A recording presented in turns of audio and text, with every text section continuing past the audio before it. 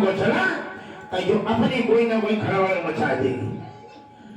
अब वो शंकर जी पे गए, उधर भैया पर रहा नहीं गया, किसी ने सुना नहीं, तो उसने अपनी किरण किरवाई के वो नल पर पहुंच गई और हत्था पकड़ के खड़ी होने चाह रही थी, तो एकदम पैर पटिया पे फिसल गया और कूले पर से पैर टूट गया। जैसे पैर टूटा तो मां के मुख से आवाज निकली कि लला तेरे सत्यानाश ही हो जाइयो। जो मां ने ऐसी आवाज निकाली, मोहल्ला पड़ोस के लोग भाग पड़े, कैसी टोकरी हो रही है, देखा, अरे के पैर टूट गए, कैसे आई तुम यहाँ काहे को आई? कि पानी की लय आई में सो लपट गई। उधर से शंकर जी पर जल चढ़ा करके आ रहे थे और उन्होंने देखा कि ये भीड़ हमारे घर में से कैसे निकल रही है और जा रही है। क्या लगे भैया क्या बात है? कि बात क्या है? तुम्हारी अम्मा प्यासी पानी को गई और उनको पैर फिसल गो, कूले पे ऐसा पैर टूट गो, और ये जो भैया ने तो हमारा सत्यानाश करके ही धक्का हुआ है। उनके मुंह में से गोली बारी निकली और उस माँ के मुंह में से ही गोली बारी निकली। सत्यानाश तो हो ही ना हो, क्योंकि अब दवा गोली कराओ, टट्टी पेशाब कराओ, अगर ना करेंगे तो मोहल्ला पड़ोस के आपको बुरा वाला कहेंगे कि बताओ टुकड़िया गंदगी में पड़ी है, नहलाना धुलाना भी पड़ेगा। तो भाई और बहनों, अब शंकर जी ने उसका पैर क्यों नहीं बचाया? अब शंकर जी ने उसको पानी क्यों नहीं पिलाया? शंकर जी पर पानी पिलाने से बूढ़ी मां की क्या प्यास बुझेगी? सच्चे शंकर और माता पिता जय यह पार्वती और शंकर जो घर में है तुम्हारे, अगर इनकी सेवा करोगे तो इनकी दुआ आशीर्वाद पाओगे तो आपको बाहर में भी सफलता प्राप्त हो जाएगी, प्रभु के दर्शन हो जाएंगे। इसीलिए हमारे बाबा जयवरदेव जी महाराज ने सच्ची पूजा बताई है। चेतन से चेतन की पूजा करो, जड़ की पूजा हटा करके चेतन से चेतन की। ये मिथ्या पूजा है, ये झूठी पूजा है, ये नकली पूजा है। जैसे गुड़िया गुड्डा का खेल वो नकली था, ऐसे ये नकली पूजा। भाई और बहनों, मेरे पिताजी खत्म हो गए, अब मैं पिताजी को याद करता रहूं तो पिताजी मेरे आने वाले नहीं। मेरा कोई काम नुकसान हो जाए तो वो बनाने वाले नहीं, वो चले गए। अगर मौजूदगी में होते और मुंह पे कोई परेशानी पड़ी होती तो वो चाहे कहीं से पैसा लाते और मेरी परेशानी को दूर करते। अब वो मर गए तो वो क्या कर सकते हैं? तो जब तक जीते जी हो तो एक दूसरे के काम आ सकते हो, मरने के बाद ना कोई काम आया ना कोई आएगा। ये सब हमारे मन के भ्रम है। हम अपने जेब के पॉकेट के पैसा तीर्थ यात्रा में खर्च करके आ जाते हैं, मंदिरों में चढ़ा के आ जाते हैं, हमको तसली हो जाता पैसा निभर गया तो नहीं, अब चलो घर हुई वो तीर्थ चले आए। कहने लगे देखे है भैया कल आए तीर्थ? हाँ भैया 14 मंजिल मंदिर था, बहुत अच्छी मूर्ति थी उसमें। क्या नहीं हुआ? भगवान की बहुत अच्छी मूर्ति तो बताई गई, देवी की या देवता की, ब्रह्मा की या विष्णु की। उसमें ये नहीं कहा कि भगवान है, भगवान की मूर्ति ही। तो भगवान कहाँ है? भगवान ने अपने को बताया, मोकू कहाँ ढूंढे बंदे, मैं तो तेरे पास में। मोकू कहाँ ढूंढे बंदे, मैं तो तेरे पास में। ना तीरथ में ना मूरत में, ना एकांत निवास में। मोकू कहाँ ढूंढे बंदे, मैं तो तेरे पास में। ना मंदिर में ना मस्जिद में, ना काशी कैलाश में। मोकू कहाँ ढूंढे बंदे, मैं तो तेरे पास में। नहीं अंड में नहीं पिंड में, नहीं ब्रह्मांड आकाश में। मोकू कहाँ ढूंढे बंदे, मैं तो तेरे पास में। नाम जप में नाम तप में, नाम व्रत उपास में। नाम क्रिया कर्म रहता नहीं योग्य अभ्यास में। कौन कह रहा है? परमात्मा कह रहा है। मोह को कहाँ ढूंढ रे बंदे, मैं तो तेरे पास में। और नक्षता तिलक कुंडल में मैंने गिरिपुरी संन्यास में। मोह को कहाँ ढूंढ रे बंदे, मैं तो तेरे पास में। फिर कहा गुरु ने बताया, और खोजी हुए तुरंत मिल जाऊं पल भर की तलाश में। मुझ को कहाँ ढूंढ रे बंदे, मैं तो तेरे पास में। फिर बताया गुरु ने कि मैं मिलूंगा विश्वास में, यानी विश्वास के साथ अगर हम सच्चे दिल से कोई संशय ना बसे भक्ति करें तो हमारे श्री गोट पहाड़ है, हमारे घर में ही परमात्मा विराजमान है। उसने लिखा है, कीर्तन वाले गाते हैं कि तेरे पूजन को भगवान बना मन मंदिर आलीशान। तेरे पूजन को भगवान बना मन मंदिर आलीशान। भजन तो बहुत बड़ा है। तो तेरे पूजन को भगवान बना मन मंदिर आलीशान। भैया वो ईंट को मंदिर कहना नहीं, रामायण लिखने वाले जो भजन लिखने वाले ने वो कहना नहीं कि पत्थर की मूर्ति आलीशान। फिर मन मंदिर को ही क्यों कहा? हम कुछ गाते भी हैं और मानते नहीं। अगर हम भजन को गाएं तो एक बदहसी बजा रहे हैं, अपने में उतार नहीं पा रहे हैं कि ये भजन क्या कह रहा है, ये कड़ी क्या बोल रही है कि पूजन को भगवान बना मन मंदिर आलीशान। मन मंदिर, वो मन मंदिर क्या है? जिस्मानी मस्जिद, जिस्मानी मंदिर, जिस्मानी गिरजाघर, जिस्मानी गुरुद्वारा, काबा, ये सब कुछ ये चलता फिरता मंदिर जो इसमें से ये बाड़ी निकल रही है, यही तो मंदिर की बात हो रही है। तन रूपी मंदिर की बात चल रही, इसी में परमात्मा विराजमान। जैसे कि आत्म ज्ञान बिना नर भटके, क्या मथुरा क्या काशी, और मोए सुन सुने आवे हासी, पानी में मीन प्यासी। मीन रात दिन पानी में रहती है और फिर भी प्यासी की प्यासी है। अब लोग झूठ मानेंगे, रखेंगे कितने को फल बोलना है। पानी में रह रही है भगत तो प्यासी क्यों हुई? भाई और बहनों, मीन का मछली, मीन कहता मछली को, मछली का ऊपर का ओंठ एक चोंच की तरह होता है, नीचे वाले ओंठ को दबाए रहता है, तो वो भागते फिरती है, मुंह तो खोलती नहीं, ऐसे भागते फिरती है पूरे जल में कि मेरे मुंह में पानी चलो जाए। पानी तो दिखाई दे रहा है मगर पानी जाए तो जाए कैसे, मुंह खोलती नहीं। तो वो भागते भागते पूरा दिन बीत जाता, शाम को 5-6 बज जाते हैं। आपने देखा होगा तार के किनारे जा करके, तो मछली बेहोश होकर के उसमें पैटा खाती है, रस खा करके गिरती है, तमारा खा के उछलती है ऊपर को, और जब पलट के जब गिरती है तो उसके मुंह में पानी चला जाता है। भाई और बहनों, ठीक इसी तरीका से हम नीचे परमात्मा को खोजने की कोशिश में लगे। पीपल महुआ जरा क्या क्या स्थानों पे हम चाहते हैं कि परमात्मा मिल जाए, और परमात्मा कब मिलेगा? मछली की तरह पट्टा खाओगे जब मिलेगा।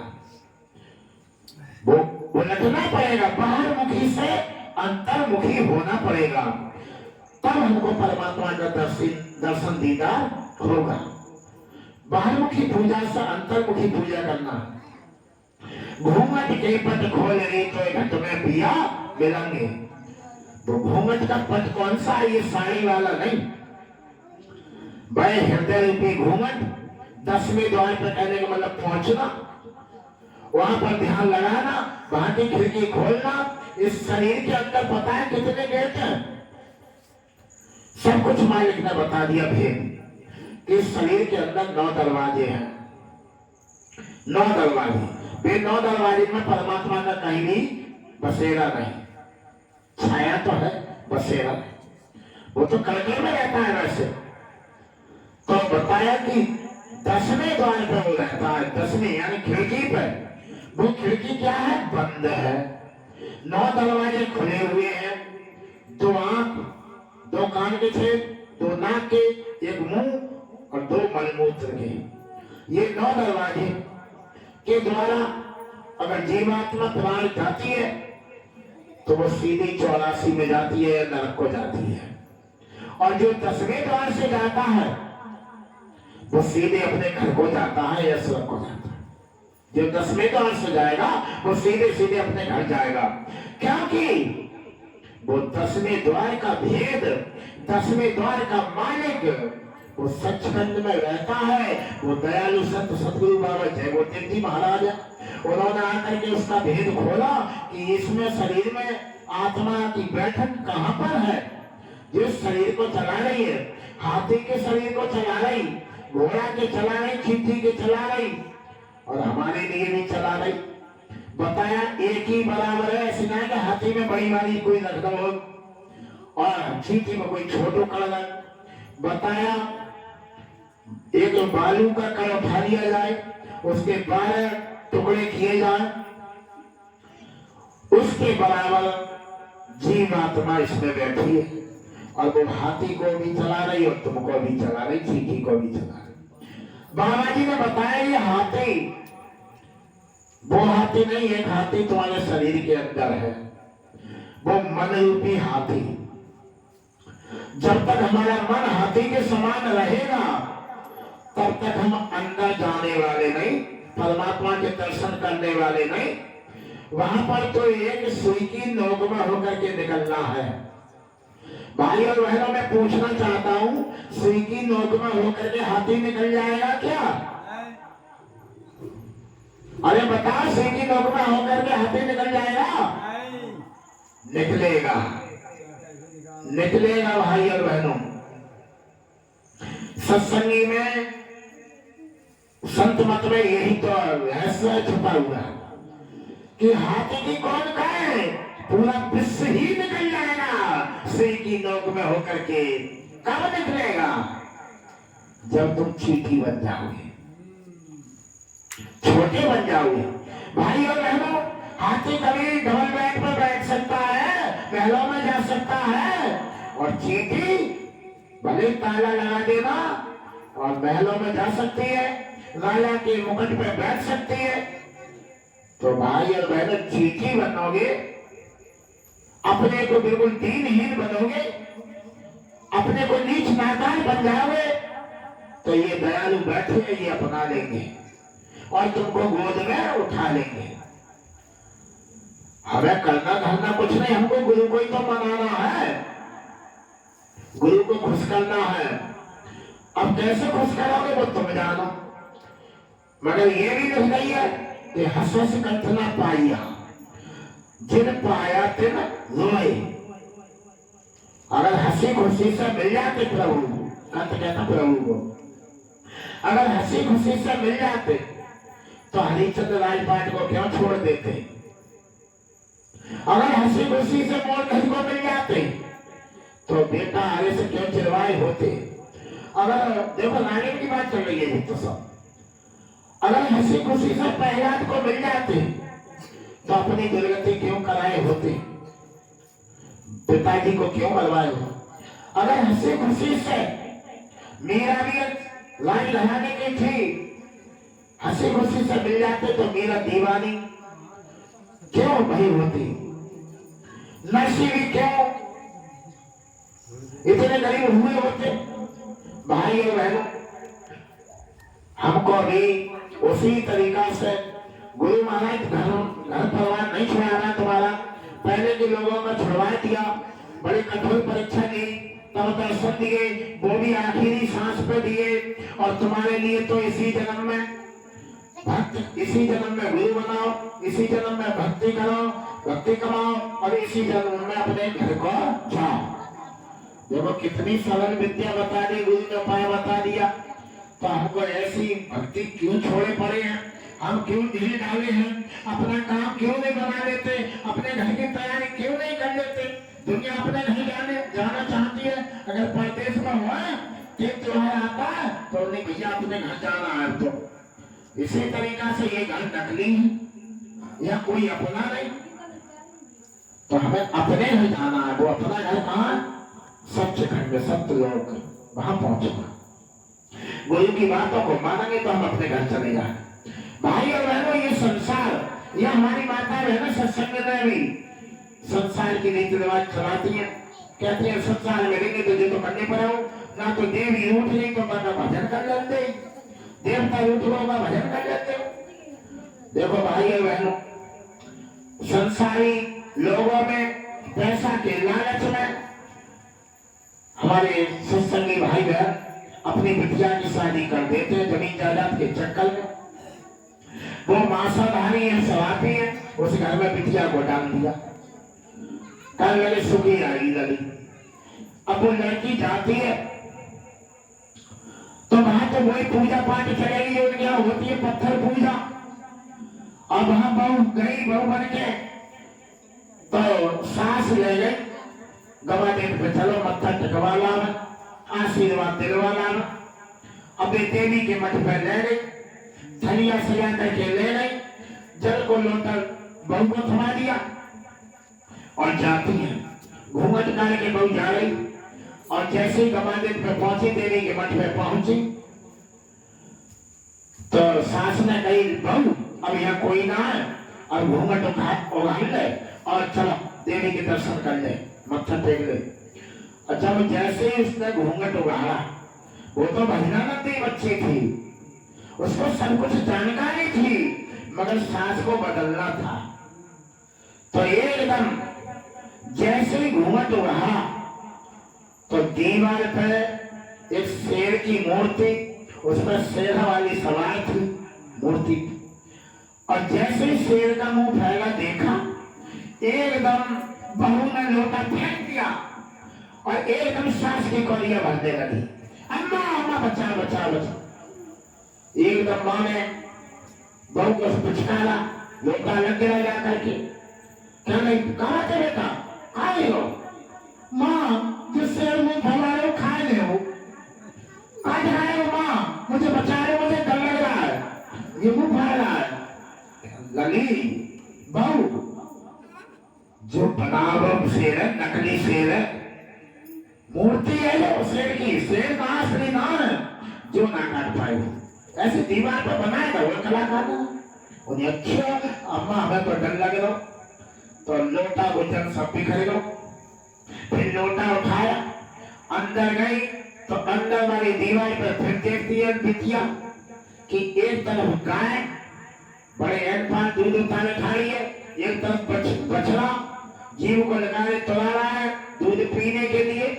ऐसे बना देता जैसे सचमुच दिखाई दे रहा है। तो ऐसे कलाकार ने बना दिया। ये लोग कहने लगी अम्मा अब धोखे से हम डर गए तो पानी तो निकल गो। अब देवी पे कहा चलाएंगे तो गैया पसवानी खाई है, न बछड़ा छोड़ गए और गैया दो जगह पे दूध चढ़ाए देते हैं। अम्मा ले जो लोटा पकड़िए मैं बछड़ा छोड़ दूं। ने कहने लगी बहू जो बछड़ा दूध पीने वालों ना और जो गैया दूध देने वाली ना, जो नकली है नकली, ऐसे बना देंगे मसाले की। क्या लगी अम्मा जो बछड़ा जेब में न पाया हुआ, आंखें खोले पड़ गए और चुराया हुआ 3 टांग से चलो पड़ गए और ऊपर गैया लगा गई है, दूध दे पाए से बहुत दूर है नीचे। क्या लगी बहू ना जो ऐसे बनी हुई है। क्या लगी माँ अच्छा तो जो दूध ना दे उन्हें अच्छा। तो चलो देवी के अगेला गई तो देवी की मूर्ति और वो थाली लाई लड़की ने, लड़की को सब पता था, वो माँ को समझा रही और माँ बेटी को समझा रही बहू के। अब थलिया गेला धक्कई और पूरी तोड़ी और खीर से लगाई और देवी से चल लगी खाओ अम्मा, खा ले मैया, खा लो। अरे हमारे हाथ से खा लो, अरे मैया खा लो, क्या कमी है हमसे, क्या गलती है, क्यों ना खाएंगे? तो मैया क्या कह रही है, वो जोड़े वाली सांस बहू ऐसा ना खाएगी जो ऐसे चढ़ा दे, ऐसे जब फूट गए और जब चांद भटकते हैं उन्हें अम्मा जब जब खीर ना खाएगी पूरी ना खाएगी जब दूर रहेगी ना तो हमें जब मनाने से कौन सा फायदा है। तासे तो हमारी सच्ची देवी माँ तुम ही हो। मैं तो तुम्ही को देवी बनाऊंगी और खूब मल मल के नभाऊंगी और हलवा पूरी खीर पूरी मला मला भोजन कराऊंगी और तुम्हारी तो संपत्ति तुम्हारे जेब के रुपया तुम्हारा आशीर्वाद मुझे प्राप्त होगा। जब देवी ने तो हाथ उठाई आशीर्वाद ना लो जा तो बोल ही ना रही है तो जा बेफजूल जाए चांद पर धरो भाई चिंता चिट्ठी और चलेंगे काटेंगे तो क्या वैसे गंदगी कलम मूर्ति देखने में अच्छी लग रही है। ठीक है मैं मानता हूँ ये देवी की मूर्ति है मगर ये देवी ना है ये तो किसी कलाकार ने बनाई है। देवी देवी देवता है सब। हमारे बाबा जय गुरुदेव जी महाराज ने बताया कि सच्ची पूजा करो। जिस देवी देवताओं की तुम पूजा करते हो वो पूजा तुम नकली करते हो। मैं उन देवी देवताओं के तुम्हें दर्शन करा दूंगा। मेरे कहने के अनुसार चलोगे। मैं किसी को छुड़वाने के लिए नहीं आया। मैं किसी देवी देवताओं की बुराई निंदा नहीं कर रहा। मैं तुम्हें साक्षात दर्शन कराना चाहता। ये सब देवी और देवता गंगा और जमुना भैया भवानी भैरव मिया सब रास्ते में मिलेंगे जब तुम भक्ति में चलोगे तभी। और हमने गंगा का जल देखा होगा गंगा का रूप किसी ने नहीं देखा होगा तो वो सच्ची गंगा का रूप स्वरूप तुम्हें भजन के द्वारा देखने को मिलेगा। ब्रह्मा विष्णु महेश के दर्शन होंगे राम और कृष्ण के दर्शन होंगे। भाई और बहनों सच्ची बात है भक्ति करके देखो आपको सब अनुभव हो जाएगा कौन झूठा कौन सच्चा है। और ये बात सही है तो मान लेना। बाबा जी की एक बात सत्य है सत्य वचन पत्थर की लीका संत वचन पत्थर की लीका और मूल वचन पर जा फीका। यानी भगवान ने भी कहा मूल वचन को मतलब भगवान स्वयं कह रहे हैं कि संतों के मुख से जो वाणी निकलती है वो सत्य हुआ करती है। और मूल वचन यानी मेरा वचन झूठा और मिथ्या हो सकता है। सत्य का पत्थर की लीका और मूल वचन पर जब फीका। संत वचन पत्थर की लकीर के समान होता है। बिल्कुल सत्य वचन संतों का हुआ है और हमारा तो झूठा हो सकता है। जमीन आसमान पे पहुंच सकती है और आसमान जमीन पर उतर सकता है। सूर्य इधर से इधर निकल सकता है मगर संतों का वचन इधर से उधर होने वाला नहीं कभी झूठा मिथ्या नहीं करता है। सत्य की वाणी निकल जाती है वो सत्य हुआ करती है। सब तो कहीं पुस्तक की लेखी और संत कहें आखिर की देखी। हम सब क्या करते हैं संसारी क्या करते हैं पुस्तक को पढ़ते हैं गीता रामायण भागवत को पढ़ते हैं तो पुस्तक ही तो पढ़ी ना। और संत अपनी आंखों से जो देखते हैं रोज की रोज वो आकर के वर्णन करते बखानते हैं बताते हैं कि नरक इस तरीका का है स्वर्ग इस तरीका का वैकुंठ इस तरीका का लग 84 इस तरीका से ऐसे ऐसे कर्मों से इसमें चले जाओगे ऐसे कर्मों से इसमें और अगर भजन करोगे तो अपने घर चले जाओगे। क्या इतनी जल्दी पड़ेगी भैया तो हम मैं पढ़ लो विराम लगा देंगे।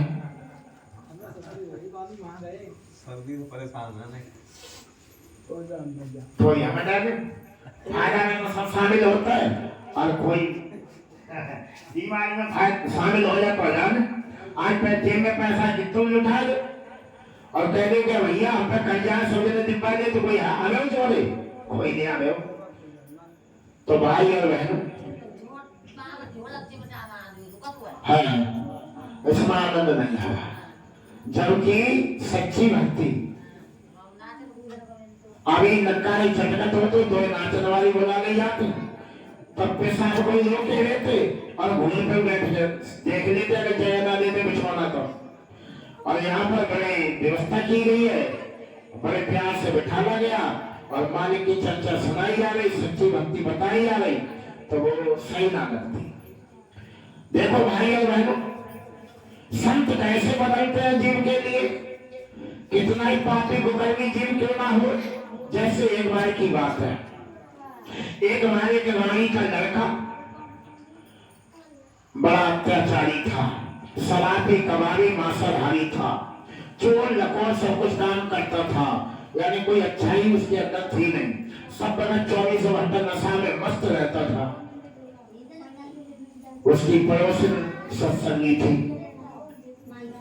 एक दिन वो पड़ोस के गांव में सत्संग हो रहा था, तो सत्संगी बहन उस सत्संग में कह आई कि मैं सुबह का भोजन खीर पूरी का लाऊंगी और यहाँ भोजन मत बनाना, सभी के लिए सत्संगियों के लिए भोजन व्यवस्था में लेकर के आऊंगी। तो वो कहकर के चली आई, अपने घर आई, सुबह हुआ, भैंस को दुआ, जब भैंस दुई तो बाइक के पीछे लग करके और लड़ाने को छोड़त चली, तब तक वो बाल्टी न जाने वैसे पूंछ लग गई या खाने ऊंचे में रख गई, तो वो बाल्टी सब बिखर गया, दूध गिर गई बाल्टी। बड़ा अफसोस हुआ कि दूध बिखर गया। अब मैं भंडारे में कैसे खीर का प्रसाद लेके जाऊंगी। अब मैं वहां जुबान दे आई, अब मैं झूठी बन गई। अब क्या होना चाहिए, अब दूध भी ना मिला, दूधिया चलो वो पैसे ले लेते। तो देखा कि मेरी बहन एक पड़ोसन है, वैसे तो वो संसारी है, मगर भैंस दूध दे रही है, अगर दे दे तो पास मांग ले रहे। समझा बाबा दे के उधार के बतौर लेके और दे दूंगी। तो वो उसके यहाँ पर गई डरपट कि उसका ही लड़का तो वो बदमाश था, शराबी कबाबी था, तो वो उस समय था नहीं। तो उन्होंने कहा जी हमारे लिए कोई दिक्कत है, परेशानी है, और हम तुम्हारे जोड़े बड़ी आस लेकर के आए। बोले बताओ बताओ क्या बात है, आज तुम ऐसे तैसे तो आइए, तुम एकदम बताओ क्या बात है, किसी को मत। वो डर रही थी कि कामाना जो कौन से सत्संग ऐसे काम करते हैं। कहने लगे बहन तुम्हारी भैंसिया दूध देती है? हाँ, तो हमारी भैंसिया भी देती है, मगर हम खीर की गए भंडारे में सत्संग में, और वो खीर का प्रसाद ले जाने वो थे, तो भैंसिया दुई और दूध बिखर गया, तो हमें दूध दे दो उधार के बतौर, हम समझा को तुम्हें दे के और दे देंगे। क्या लगी एकदम अंदर गई और बाल्टी लेकर के ऐसे उठा कर ले आई और कहने लगी ऐसे ही बाल्टी ले जा। कहने लगे हम समझाओ दे देंगे तुम। कहने लगी देखो हमारी बात सुनो, देने के लिए तो आइयो मती, हम बनने को ना दे रहे हैं, तुम दान करने जाती है, तो हम सोच रहे हैं कि आज हमारे ऊंचाई बहाने से चलो जाए, सत्संगी लोग खाएंगे, भक्त लोग खाएंगे, गुरु जी खाएंगे, तो हमारे भूख लग जाए, बहुत अच्छी बात है भाई, ले जाओ तुम सब। तो वो कहने लगी अरे तो जी जाने से छोड़ो, अपने चाय को तो निकालिए। कहने लगे एक दिन ना पिएंगे तो हम मर जाएंगे। अरे भगवान के प्रसाद में से उसमें कपट करें, तुम सब ले जाओ। अपने मन में विचार किया उस सत्संगी बहन ने कि अगर मैं मेरे यहाँ पर कोई आता तो चाय पानी के लिए फिर भी निकाल देती, अरे ये तो मुझसे भी आगे भक्त नहीं निकली, इसने सबका सब ही दे दिया और उधार भी नहीं दिया, ऐसे ही दे दिया। मुझे तो बड़ा डर लग रहा था कि घर देगी या गाली देगी। तो बड़ी प्रसन्न हुई, अंदर ही अंदर माली से प्रार्थना करने लगी कि हमारी पड़ोसी तो बहुत बढ़िया, और मैं जल्दी जल्दी प्रसाद बना करके और सत्संग में पहुंची, सभी को भोजन कराया, भोग लगा, और उसके बाद में आई जब वापस तो दोपहर में उस बहन के घर पर पहुंच गई। अब हिम्मत पड़ गई उसकी बोलने की। कहने लगी जी आज सत्संग बहुत ही बढ़िया बनो और प्रसाद तो बढ़िया बनो कि बहुत ही तारीफ कर रहे सब ने, तुम्हारे लिए बहुत पुरस्कार मिला, गुरु ने दिया है कि तुम्हारे भैया दूध बार में पहुंचे हो, तुम्हारे दूध हो तो खीर बन गई। जी तुम संज्ञा को हमारे संग चलियो और सुनियो तो बहुत जीवन सफल हो जाता है, घर में के लोग धोग निकल जाते हैं, घर में से भूत व्याधता भाग जाती है, सत्संग में पहुंचने से गुरु दया कर देते हैं। कहने लगी देखो चले तो जाते, हमारा लड़का बड़ा खराब है, अगर आए हो तो हमें तो गाली देवो सो देवो, तुम्हें संग में लपटा देवो। कहने लगे कोई बात ना, हम थोड़ी बहुत गाली हम सुन लेंगे, तुम चलो सत्संग में, एक फेरा चल के देख लो। अब वो बहन दोपहर से उन लोगों को ले गई, उन्हें भी ले गई और उन्होंने भी बड़े ध्यान से सत्संग सुना, अमल किया, बहुत अच्छा लगा। और सत्संग सुन करके उनके मन में उमंग थी। वो बहन नहीं गई ताके में, कहने लगी गुरु जी से कह दो तो संजा की रोटी हम ले आवे भंडारे के लिए, इन सबको खिलाने के लिए। कहने लगी तो हम गुरु से पूछ लें क्योंकि तुम नहीं आई हो भाई। गुरु जी से कही गुरु जी जे आज पहले दिन आई है और इनको लगा तो सब चीज खा पी लेते, इनकी ना मालूम, और जे पहले दिन हमारे संग आई है और देखो भोजन के लिए कह रही है, खिलाने को सबके लिए। कहने लगे ले आने दो, हमें स्वीकार है, उसने मन बनाया, हम उसके मन को कैसे तोड़ सकते हैं। तो वो बहन आई, दोनों घर पे अपने अपने घर चली गई और उसने भोजन तैयार किया, या दाल बनाई, कुछ भी बनाया और खाना बनकर के तैयार हुआ, सबके लिए खाना बनाया। इतने में बना करके रोटी उसने बांधी ले जाने को सत्संग में भंडारियों को।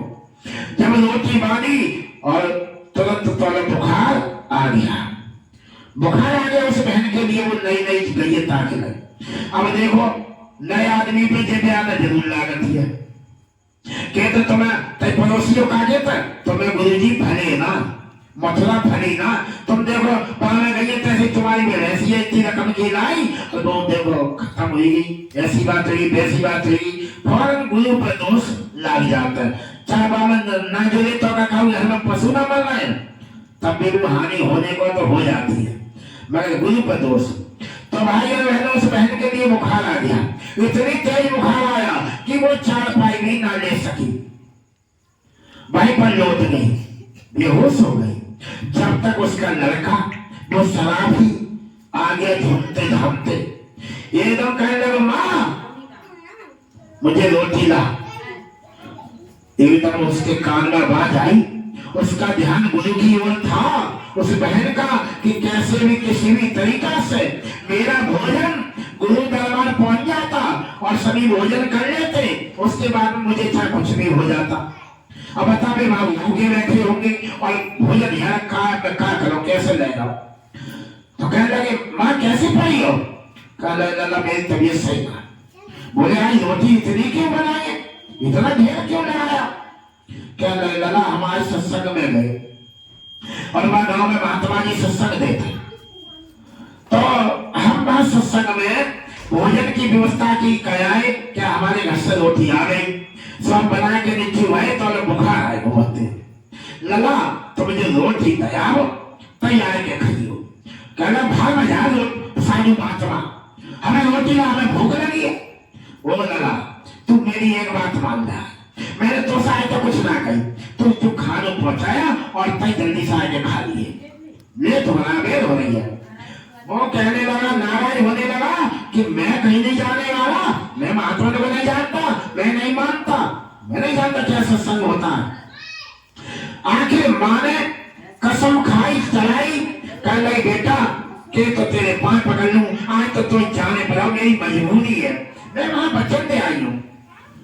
तो भाई और बहनों वो लड़का माँ के कहने से रोटी लेकर के चल दिया और चलाचल तेजी से गया, अंधेरा हो गया और जैसे वहां पहुंचा आश्रम पे कहने लगे भैया उतारो, हमारी अम्मा कह रही रोटी को ले, रोटी अपने बासन में डाल ले जल्दी से और हमारे बर्तन खाली कर दो।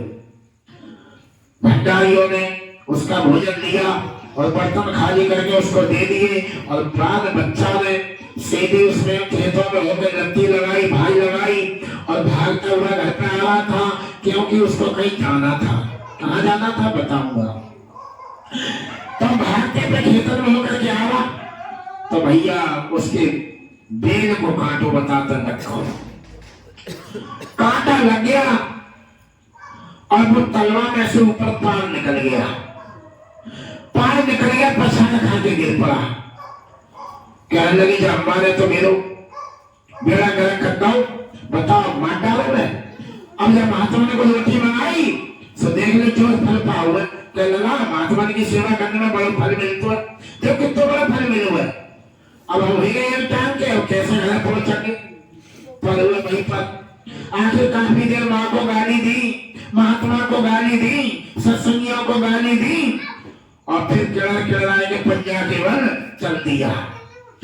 घंटा 3 घंटा में वो घर आ पाया, पूरी रात निकल गई, 3-4 बजे घर पे आया, एकदम चौखट पे से ही बर्तन फेंक करके माँ की चारपाई में मारे, अब गिर पड़ा। कहने लगे अब तो है तेरे मन की, जाएंगे ना भेजोगे लगा, चलो जब आत्मा ही सरल में तो फल मिले, वो दया मिलेगी, पूरी दया मिल गई, मरवाए दो मैं एक टांग को कर दो। तो एकदम माँ की तो ममता, एकदम घबरा करके उठी, लगा कहाँ था बेटा, तो बताने लगा तो कांटो पार निकलेगा उतर। एकदम हाथ फेरती है, बेटा कैसे लग गो, समझ के ना चले कहाँ गए, उन्हें तेरे महात्मा ने जो दो देख ले और खवाते रोटी और भेजते रोटी, माता लो मैं तो कितो बना लो, क्या हो 3-4 घंटा में खा लगी। लला चिंता मत कर, मिठाई अजमान कुछ उस पर लगाया, कुछ देर के बाद में कांटे को सूता, वो जगह ढीली हो गई और कांटा निकाला, फिर कुछ बांध दिया। सवेर हुआ, पट्टी बांध दी, अब पड़े चारपाई पे। सवेर को जब देखते हैं तो सिपाही और गांव के लोग राजा के घर पर चोरी हुई और चोरी में चोर पकड़े गए, उनका काला मुंह किया गया, जूतों का हार पहनाया गया और गली गली घुमाया गया काले मुंह करके। कहने लगे बुरे काम की ये फल है, इन्होंने राजा के घर पर चोरी की है, इसलिए गांव वालों को दिखाया जा रहा है कि आंदा को कोई ऐसी गलती मत करना, आज 12 बजे इनको फांसी लगेगी। इन चोरों को फांसी लगाई, राजा यहाँ चोरी की है। तो जब आवाज सुनी, शोरगुल सुना, तो वो लड़का लाठी डंडा लेकर के और एक टांग से तरकते लंगड़ाते हुए चौखट के बाहर आया, जब तक उसकी सीट पे भी लोग आ गए। वे चोर उसकी सीट पर आ गए और देखा कि ये तो मेरे साथी थे, ये तो मेरे साथी थे, मैं इन्हीं की वजह से भागा था कि जल्दी से तेजी से भाग करके और मैं इनकी गिरोह में शामिल होऊंगा और चोरी करूंगा। अगर मेरे कांटा न लगा होता तो आज ये मेरा भी काला मुंह होता और मुझे भी आज फांसी लगाई जाती। एकदम उसका ध्यान पलटा और एकदम मुंह से माँ की आवाज आई, माँ तेरे गुरु ने मुझे बचा लिया, माँ तेरे गुरु ने मुझे बचा लिया, दया कर दो। रात भर गाई गई। अब कहता माँ ने कहा क्या बात है बेटा, कहाँ हो? कहने लगे माँ मैं छुपा पड़ा था अपना, मैं खेतों में होके भागा बर्तन लेकर के और मैं चोरी करने जा रहा था इनके शामिल में जो मेरे साथी हैं। अगर मेरे कांटा ना लगता तो मेरा भी यही हाल होता, जूतियों का हाल बनता और काला मुंह किया जाता और 12 बजे मुझे भी फांसी लगती इनके संग में। तो माँ तेरे गुरु ने मुझे बचा लिया, माँ अब तू जो कहेगी वो ही करूंगा, अब मैं बगैर आज्ञा के तेरी के कुछ भी नहीं करूंगा। एकदम माँ ने हाथ फेर दिया, खुश हो गई माँ, कहने लगी वो हमारे जीवन सुधरेगा, एक बेटा वो हमारा नाम चल जाएगा। कहने लगे माँ मुझे उन महात्मा जी के दर्शन करा दे, उन्होंने मेरी जान बचाई है, मुझे भी सत्संग सुनवा दे, उनकी सभा में पहुंचा दे और तू जो भजन करती है मैं भी वही भजन करने लगूंगा। तो एकदम उस बेटा को, भाई और बहनों, संत इतने दयालु होते हैं, त्रिकालदर्शी होते हैं। गुरु ने कहा उसको सूली लगने को थी और उसके हाथ से वो सेवा हो गई, भोजन चला गया तो उसके कर्मों को बदल दिया। कहा सूली लगने को थी तो सूल लगा करके उसका कर्म काट दिया। ऐसे संत जन हुआ करते हैं भाई और बहनों। अगर हमको जरा सी तकलीफ हो जाती है, कोई पशु खत्म हो जाता है, कोई और फसल में नुकसान हो जाता है, तो कहता गुरु दया न कर। गुरु इस तरीका से हमारे कर्म को काटते हैं। हमको गुरु पर दोष नहीं लगाना चाहिए, हमको ये समझौता रखना चाहिए कि ये हमारे ऊपर बोझा था, हमारे गुरु ने उतरवा दिया, ये गुरु की कृपा हो गई। तो इस तरीका से गुरु को धन्यवाद देना चाहिए। कोई घर में हादसा हानि हो रही है तो गुरु पर दोष नहीं लगाना चाहिए, क्योंकि गुरु तो दयालु होते हैं, वो तो दया के पात्र होते हैं, वो तो बचाना चाहते हैं, वो कष्टों से निकालना चाहते हैं, मगर हमारे कर्म कुछ करवा देते हैं। हम गुरु के बताए हुए रास्ते पर नहीं चलते, इसलिए हम धोखा खा जाते हैं। भाई और बहनों, गुरु पे कभी शंका मत कर लेना, गुरु को कभी दोष मत लगाना। दोष लगाओ अपने पे ही लगाओ कि हमने ही गलती करी होगी, उसकी ही सजा हम पा रहे हैं। जैसे कि मैं अंधा हूं तो मैंने कभी किसी की आंखें फोड़ी होंगी, आज मेरी फोड़ी गई है, वैसे मुझे बहुत बड़ा लाभ है, ये मैंने मांगी थी। भाई और बहनों, आप क्या कहोगे, ये चिंता झूठ बोल रहा है, आपके जिले का ही हूं मैं, तहसील विसौली का, ग्राम पपराव का हूं। भाई और बहनों, मैं भक्ति में लवलीन हो गया, ज्यादा डूब गया, मेरी नजर खराब थी। खराब का मतलब समझते होंगे, किसी पे पड़ती थी, तो नजर खराब थी, तो मैंने सूरदास जी वाला पाठ पढ़ दिया। मैं पढ़ा लिखा भी हूं, तो मैंने वो पाठ पढ़ा तो सूरदास जी ने अपनी आंखें फोड़ी थी। ठीक इसी तरीके से मैंने भी बर्दी की सीख निकाली नरियल की और 2 टुकड़े कर लिए, घुटने पे कोनी रख ली और आंखें फोड़ने को तैयार हो गया। मैं ये तुम्हारे सामने बैठा हूं, मेरी बात चल रही किसी और की नहीं। तब मैंने आंखें फोड़ने को था, मैंने कहा गुरुजी मैं किसी को देखूंगा ही नहीं, जब देखो तो तुम्हें देखो मुझे, नहीं तो ये मेरी आंखें चलाए माने मुझ पर करम फिर लग जाएगा। गुरुजी मुझे बचा दो, मैं आंखें फोड़ूंगा। तो मैं आंखें फोड़ने को था तो एक आवाज आई, अंदर से समझाता हुआ कि क्यों आंखें फोड़ रहा है, आंखें फोड़ने से तेरी ललाट बिगड़ जाएगी, चेहरा बिगड़ जाएगा, गड्ढा से हो जाएंगे। देख तुझे ऐसी बात है तो मैं तेरा कनेक्शन काट दूंगा, जो चाह रहा वो हो जाएगा। तो 8 दिन नहीं बीते जब तक एक डल्लप पे अचानक हमारे सामने आकर के एक राहगीर का डल्लप, बैल ने गर्दन गिरा दी, गिर पड़ा, जीव निकाल गया, आंखें फाड़ गया और मुझे दया आई। मैं एकदम भाग करके गया, ऊँटला उठवाया, डल्लप नहीं उठा तो मैंने 5-6 लोगों को और बुलाया, फिर गुरु मतलब सबको लटकाया पीछे, 3 जना जुआ उठाई, फिर डल्लप वाला बोला भैया नैदन लटके ही रहे हो, अब तो आई गए हम यहाँ पे, अब काम मुकराएंगे दोबारा से भले तासे नैदन लटके रहे, मुझे आगे बढ़ाना। तो आगे चले गए, हम लटके, हम 6 लोग थे। एकदम डल्लप घुमाना तो बाई ओर था, मगर दाई ओर को उसका मकान था, तो उधर को बदिया भाग खड़ी हुई। बदिया भागी तो एक खंभा को सपोर्ट का स्टे का तार होता है, उस पर पहिया चढ़ गया। जब पहिया चढ़ा, डल्लप ने हिलोरा दिया और डल्लप पलट गया, रस्सा मेरे हाथ से छूटा और मैं पहिया के नीचे गिरा आकर के, कढ़ाई के नीचे। तो मेरे ऊपर पहिया ऐसा घूम रहा चकई की तरह, मगर मेरे से कुछ ऊंचा था, वो प्यार के फूला भरे हुए थे, तो टंग गया डल्लप ऊपर। उसी दिन मेरा तो काम हो जाता। ये मालिक की कुछ दया और मौज थी, मेरा कनेक्शन कटवाना था, ये बहाना कराना था। तो जब मैं निकाला, लोगों को दिखाई नहीं दिया, सब लोग निकल आए और तो सब भूल पे को गिरे जा करके, थोड़े बहुत ही दबे, तो जोर लगा लोगों के बाद प्यार में से खिंचे गए और मैं अंदर गिरा था, मैं दिख भी नहीं रहा था। तो एक ने कहा हमारे साथी ने कि अरे गुरुदेव ना मालूम पता, इसमें जुड़ गया। उसके बाद की बात है सत्संग। तो कहेंगे गुरुदेव ना मालूम पता, देखा मुझे तो मेरी चप्पल पीछे से बचली, पीछे की कलों की साइड से दिखाई दी। तो कहेंगे इंसान तुम लोग आहारे के तो बच गो या ना मरे गो जरा का, एकदम पैर पकड़ के खींचा, मैंने अंदर सवाई दी, मैं बिल्कुल सही हूँ, मेरे कोई दिक्कत परेशानी नहीं और तुम सवेरे ठीक होगा। हमें फिर भी उनकी चिंता हुई और डल्लप बाबा तो छोड़ के भाग गया कि जो मर गया वो तो भाग गया।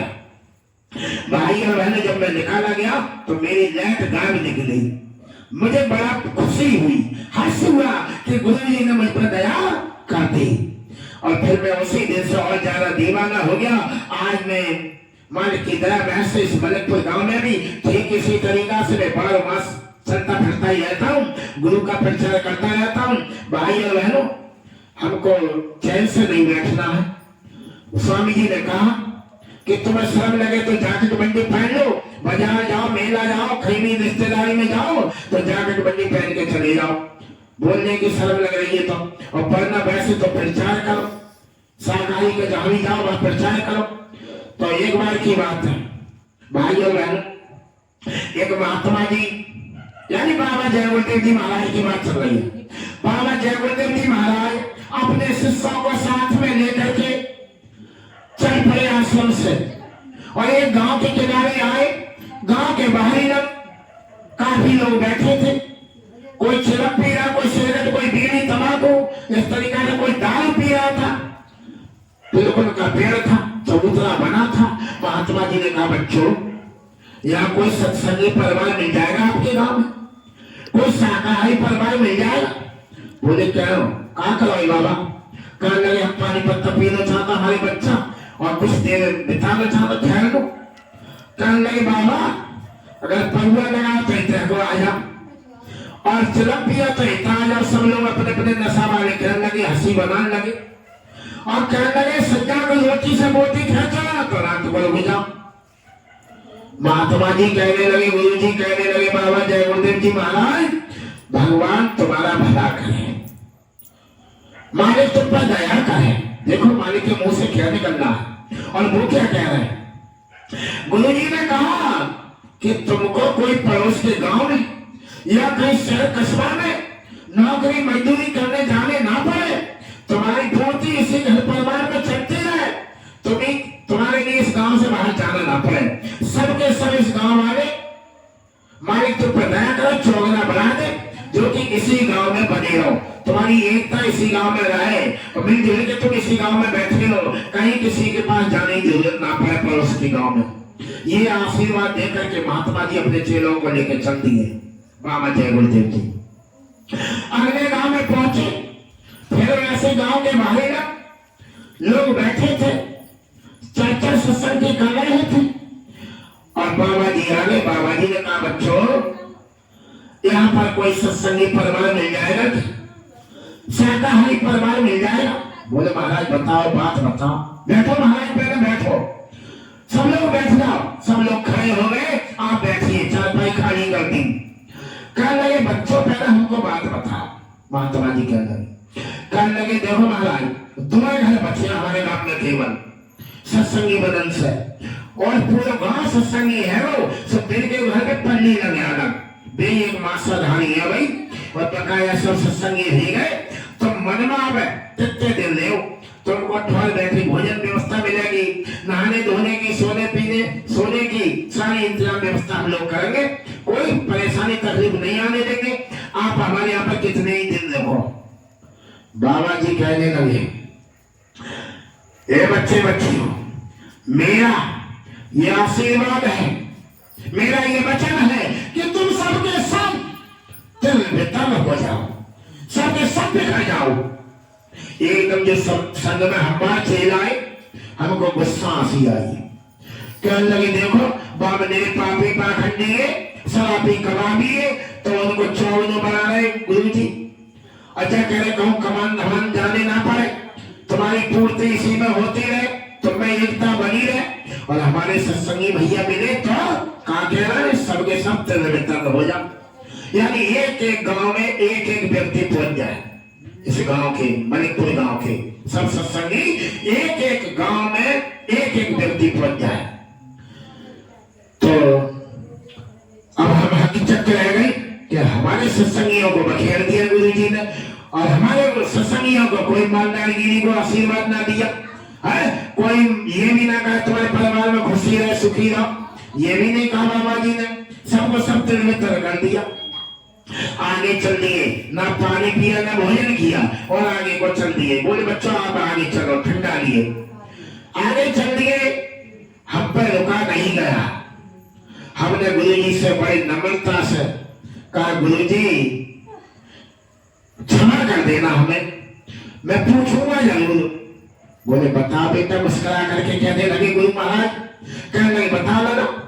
कहने लगे गुरु जी देखो वो पाखंडी न पापी न कोई शराबी कबाबी न कोई गांव पढ़ो, वहां एक भी शाकाहारी नहीं था, और सब तुम्हें चढ़ाई लगाए मैं हूँ। कह रहे रोटी से बोटी खाओ तो आया बैठो, दारू पियो तो इतना आ जाओ, इतना आ जाओ, भांग पियो, सुल्फा पियो, इतना आ जाओ, सब ऐसे हमारी खिंचाई कर रहे। तब तुमने उन्हें दुगना चौगना बढ़ा दिया, एकता बना दी, वो भरत फूलन को कह दे। और देखो हमारे सत्संगी परिवार को गांव में लो तो कहा कि सबकी सब तक हो जाओ। तो गुरु जी क्यों ऐसा क्यों करो तुमने, अपने बच्चों को तो क्यों दो? बोले बच्चों तुम्हें नहीं पता मैंने किस लिए ऐसा किया, तुम्हें दुखी दिखाई दिया। देखो मेरे बच्चे आसन लगाते हैं, मंच बनाते हैं, गुरु महाराज का फोटो लगाते हैं और फिर गुरु की चर्चा यानी सत्संग करते, प्रार्थना करते हैं, गाते सुनाते हैं और भजन भी करते हैं इकट्ठे बैठ करके। तो मैंने कहा कि अगर एक एक सत्संगी एक एक गांव में पहुंच जाएगा तो मान लो मेरे 500 सत्संगी इस गांव में है तो 500 गांव को घेरेंगे और उस गांव में जाकर के क्या करेंगे? तिरपाल बिछवाएंगे, कुर्सी लगवाएंगे, मंच लगवाएंगे और गुरु की फोटो लगा करके और गुरु महाराज को जयकारा लगा करके प्रार्थना भजन करवाएंगे और सत्संग सुनाएंगे। तो 500 गांव के लिए बदल के दिखा देंगे, शाकाहारी बना देंगे। इसलिए मैंने अपने बच्चों को भेजा और 500 गांव बदल गए, शाकाहारी हो गए और फिर 500 गांव को फिर एक एक आदमी भेजा जाएगा तो विश्व को यानी देश दुनिया को बदल देंगे, शाकाहारी बना देंगे, यानी स्वर्ग यहीं पर मृत्यु लोक में बना देंगे। स्वर्ग करके खड़ा हो जाएगा, हमारे धरातल से पाप हट जाएगा और सब शाकाहारी हो जाएंगे, भजनानंदी बन जाएंगे। तो सत्य आप ही आ जाएगा भैया, कलयुग चला जाएगा, हमें कोई लड़ाई लड़ने ना पड़ेगी। इस तरीका से हमारे गुरु महाराज ने हमको संदेशा ये पैगाम दे करके भेजा कि जाओ जन जन को मेरा पैगाम सुना दो कि आगे भारी तकलीफ बीमारी आ रही है, बचो और बचाओ, शाकाहारी हो जाओ। तो शाकाहारी पे प्रचार का विशेष ध्यान दिया है, बताया है कि तुम अगर प्रचार करोगे तो तुम्हारी जो भी समय लग रहा है वो सबका सब भजन में जोड़ दिया जाएगा, तुम्हारी कमाई में उसका खाते में भेज दिया जाएगा। तो इस तरीका से बाबा जी ने हमको हुक्म आदेश दिया है और हम उस हुक्म का पालन कर रहे हैं। भाई और बहनों आपके हित की बात बताने समझाने के लिए आए हैं। अगर कोई खाता पीता है तो आज से त्याग पत्र ले लेना। भाई और बहनों देखो वैसे तो कथा में हूँ, भागवत में हूँ, रामायण में हूँ, अगर हम हवन करा तो बाहर में पंडित जी को बुलवाता, हवन करवाता, आरती दिखवाता, तो बाद में कहा तो पंडित जी महाराज के परिवार वालों से या मुखिया से के संकल्प करो के काय को के एक फल को फलदान करो, फलदान। तो हम बड़े सुंदर सेब या संतरा लाते हैं, गद्दी पर उनकी रख देते हैं। अब कहता है कि सेब बगैर तो हमारी सटाई ना बालक उठाता नो खाता, अब काची दान करते तो कहता नाशपाती बहुत कम खाता, वह करते रहे या पपीता कर दे रहा है। ऐसे हमारे साल में 10 साल में 10 हवन करा दिए तो 10 तरीका के फल हमारे घर से चले गए और पंडित जी को दे रहे। तो बच्चा किसके तंदुरुस्त होंगे भैया, सुंदर किसके होंगे? अब तुम चटनी से खवाओ, आलू से खवाओगे अपने बालकंद से बालकंद को, तो बच्चा किनके तरह होंगे? पंडितों के बुद्धि किनवाएगी पंडितों में। तो तुम उल्टा काम खुद करते। उस हवन में, उस कथा में, उस भागवत में लिखा था कि एक बुराई निछाड़ करो, आरती कर दो, चढ़ा दो, स्वा कर दो, आज से त्याग पत्र ले लो कि आज से हम शराब नहीं पिएंगे, या आज से हम जुआ ना खेलेंगे, या आज से हम चोरी ना करेंगे, बहुत से काम खराब है। इस तरीका से एक एक का संकल्प लेना चाहिए। तो वो बुराई दान करवाने से पंडित जी के घर फल ना जा रहे तो गोपनीय बात रख गई, तो बिना तो अच्छे फल पहुंचा दे। तो भाई और बहनों अच्छे फल पंडित के घर में जाएंगे तो पंडित जी बच्चा सुरक्षित रहेंगे। तुम्हारे घर में तो लोग धोखा अपना भी खुला खाज बनेगी, आलू खाओगे मेरे तो। इसलिए भाई और बहनों ये फल खाने की चीज है तुम्हारे लिए।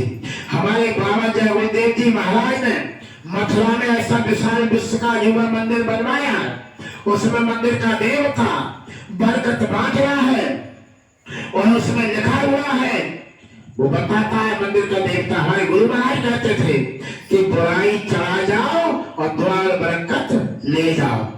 किसी मंदिर में ये नहीं लिखा था, किसी ब्राह्मण कथावाचक ने ये नहीं बताया था कि बुराई हमको ले जाओ और अच्छाई हमसे ले जाओ। भैया भी ले जाके अपने घर डालेंगे, उनके सामर्थ्य ही ना, उनमें बल ही ना जो तुम्हारी बुराई को भी लाद सके, तुम्हारे कर्मों को लाद सके। वो तो संतों में पावर होती है, वो तुम्हारे कर्मों को काट सकते हैं, लाद सकते हैं, अपने ऊपर ले सकते हैं। और वरना किसी में ये बल ताकत है ही नहीं, किसी के बस की बात नहीं। किसी का कर्म कोई उतार दे और लाद देते हैं बजाय करने के। बोलो जय गुरुदेव। भाइयों बहनों, आपको नींद सता रही है? ठीक है, विराम की ओर चलते हैं। हम तो पूरी रात बोलते रहेंगे, अब हम क्या बोल रहे हैं? तो कोई बुला रहा है।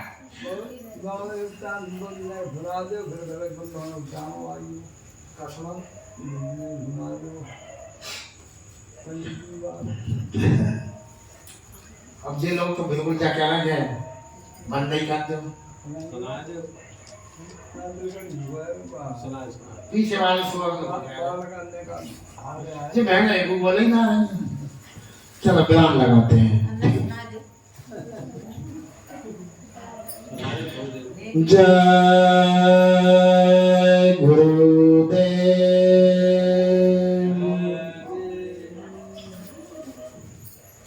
भाई और बहन, दृष्टांत तो बिल्कुल संसार की तरह, संसारी की तरह है, और देखना वो दृष्टांत किधर को ले जाएगा।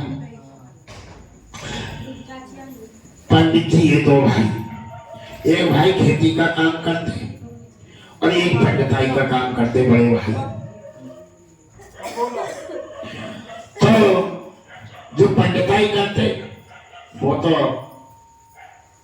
खूब दृष्टपुष्ट थे, और जो खेती में काम करते वो बेचारे सूखे साके थे, क्योंकि चमड़ी सूख जाती है धूप में।